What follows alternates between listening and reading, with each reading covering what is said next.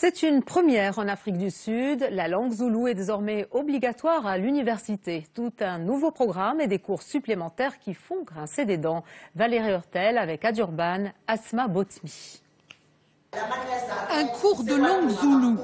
Nous sommes à l'université de Durban. Le professeur s'adresse à des étudiants du secteur de la santé. Pour eux, le zoulou est une matière obligatoire. Ils ne seront bientôt plus les seuls. Dès l'année prochaine, tous les étudiants inscrits à l'université du KwaZulu-Natal, quelle que soit leur filière, devront suivre des cours de zoulou. Le gouvernement veut valoriser cette langue parlée par un quart des Sud-Africains.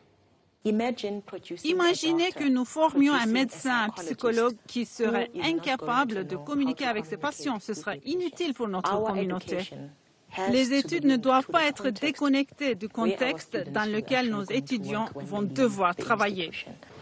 Le zoulou, langue d'enseignement au même titre que l'anglais.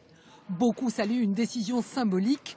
Certains pourtant craignent que cela se fasse au détriment des autres langues. L'Afrikaans est une langue officielle au KwaZulu-Natal. Il doit aussi être protégé. Interrogés avant l'entrée à l'université, la moitié des étudiants du KwaZulu-Natal disent parler le zoulou à la maison.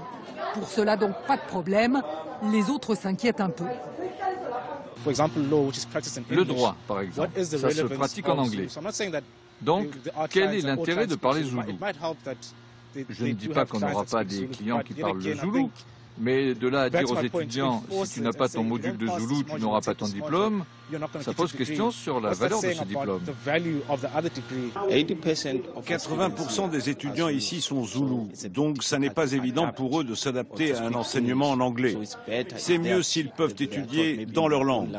Je pense que ceux que ça rebute ont des œillères. Ils vont nous enseigner des bases en zoulou pour qu'on puisse communiquer, ça nous ouvre des horizons. Du temps de l'apartheid, l'Afrique du Sud ignorait ces langues autochtones qu'elle veut maintenant mettre en avant. Aujourd'hui, 11 langues cohabitent officiellement sur un pied d'égalité, mais à l'écrit, l'anglais et l'afrikaans restent les langues dominantes.